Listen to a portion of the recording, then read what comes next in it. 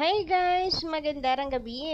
Welcome back po dito sa Gandara SRU channel for Showbiz Update.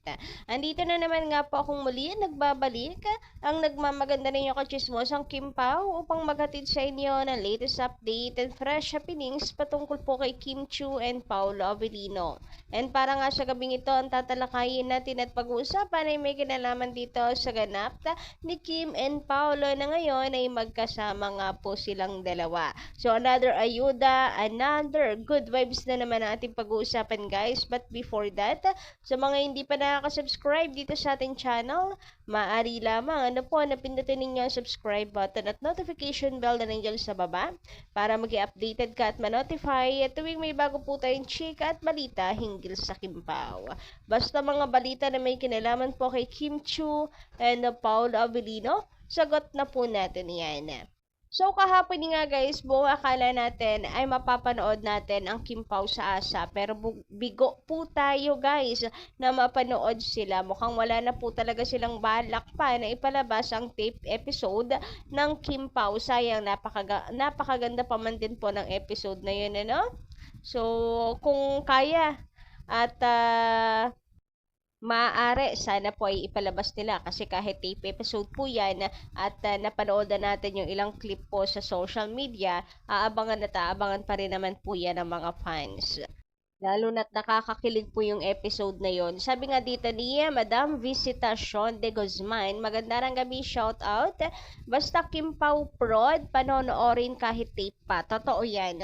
Kahit tape, kahit po napanood na, uulit-ulitin pa rin po yung panoorin. Basta Kim Pao, ganyan natin sila kamahal. At totoo naman kasi hindi talaga sila nakakasawang panoorin. Eto pa, matagal na ngang inaabangan ang Kim Pao sa ASAP. Totoo yan. So, sana po sa susunod na sa linggo, kung walang ganap ang Kim Pao, ay mag-ano po ulit sila, magbisita ulit sa ASAP. Ito pa, pati sa Showtime. Kailan kaya yung sa Showtime na yan, ano? Nangako naman si Pao, guys. So, meron tayong aasahan.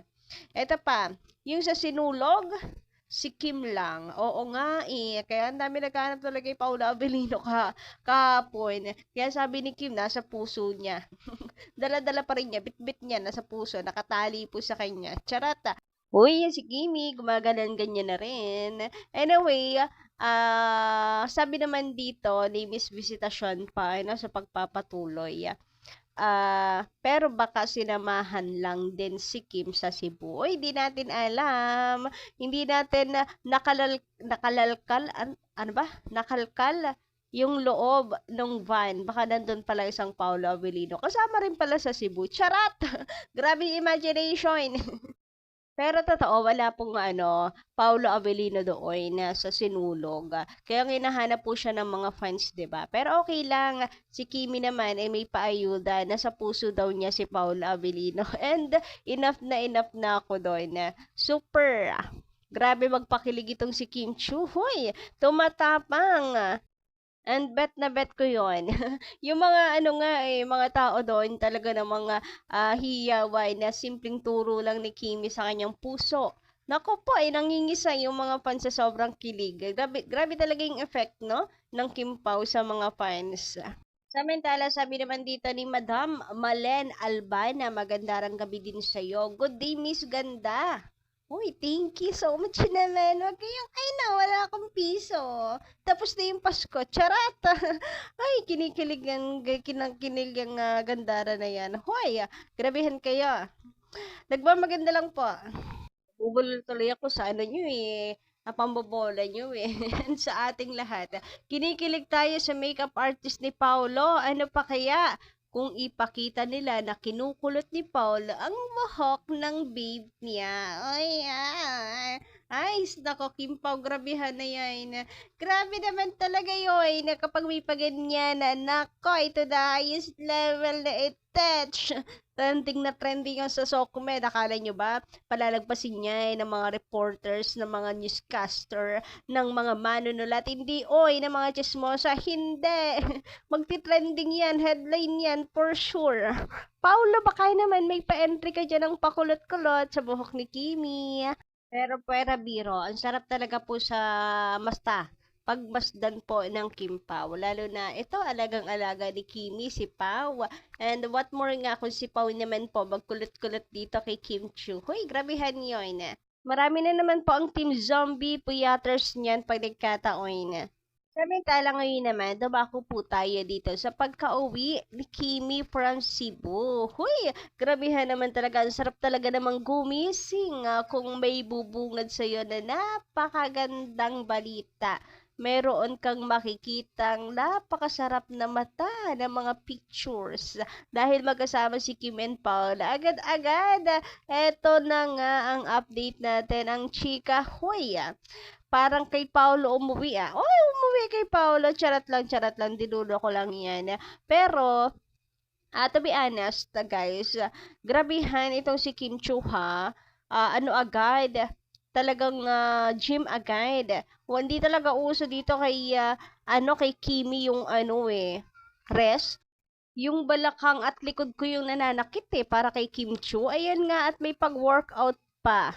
Kay Paolo ang uwi. Hoy, grabihan kasi naman magkasama nga po sila dito. Ayan, pagmasdan nyo naman yung picture ng dalawa. Ang sarap pang pagmasdan, hindi ba? Sabi nga dito, nakauwi na pala si Maring Kimi, sabi ni Bodolerang Chismosa. Si Papi agad ang hinanapan. Nako, ano kayang pasalubong ni Kimi? Oy, ano nga kayang pasalubong ni Kimi? Alam niyo naman yan. Ang dami ko nababasang comment na miss daw agad-agad yung isa't isa. Uy, Kim and Paolo, na miss agad ang isa't isa. Talagang nag-meet agad after. Akala mo naman ilang araw na nawalay sa isa't isa. Uy, grabihan. Anyway, magbasa naman tayo ng comment mula kay Madam EA. Sabi niya dito, dead ma and ignore lang yan. Ang ibig sabihin, inggit na inggit lang sa kasikatan at kagandahan ng Queen Kim Chu. PBB pa lang, energetic na si Kim Chu. Diyan siya sumikat sa smiling face niya at halakhak at living Barbie doll na face ni Kim Chu na very, very, very cute face. And super energetic. Marunong tumanaw ng utang na loob. Both Kim Pao family-oriented. At mahal na mahal ni Paolo si Kim Chu. Sabi nga ni Paolo, Kim Chu may everlasting love. May babe, may special someone. Uy, grabihan Madam EA, pinangalanan talaga. Dilagay na talaga diretsahan Kim Chu. Sabi pa niya dito, nakakainggit naman magmahal si Paolo kay Kimi. Ano yun? Alagang-alaga at babe na babe ni Paolo. Congrats and best wishes. Best wishes agad. Bagong kasalang ang peg. Mr. and Mrs. Kim Pao daw. Avelinos, Destiny. And Lord God protect Kim Pao. Always and forever. Dami kasing puso no? May prayers to Kim Pao every day, every minute, and every seconds. God always beside you, Kim Pao. God bless. Huy, grabe, hindi naman halata na mahal niyo ang Kim Pao, no? Daming puso. Halos sa, anuhin na yung screen natin. Pula-pulahin na. Ang aga ng Valentine's. Anyway, speaking of Valentine's Day, ito nga mga kakimpaw, sa March 26, Valentine's Day pa rin natin. Abot hanggang March, guys. Kung sabagay, araw-araw naman Valentine's Day. Pero mas lalong ipaparamdam sa atin ng kimpaw ang diwa ng araw ng mga puso sa March 26 dahil na po yan showing na ng My Love Will Make You Disappear in cinemas worldwide. So, supportahan po natin ito, guys. Although nakikita ko naman yung mga effort po ninyo, pero of course, hindi po tayo magsasawa na paulit-ulitin na i-promote ang movie ng Kim Pao. Para kay Kim and Paolo, for the love sa Kim Pao, syempre. Nakikiisa ang Kim Pao niyan sa family sa pagpopromote ng movie ng Kim Pao. So, napakaswerte ng management, may katuwang sila. Ganto kasipag at ka-active po ang fans ng Kim Pao, kaya huwag niyo pong baliwalain. Huwag niyo pong maliitin. Anyway, hanggang dito lang po muna ng ating update. Maraming salamat sa pakikinig and don't forget to click the subscribe button and notification bell for more updates. Magandang gabi ulit!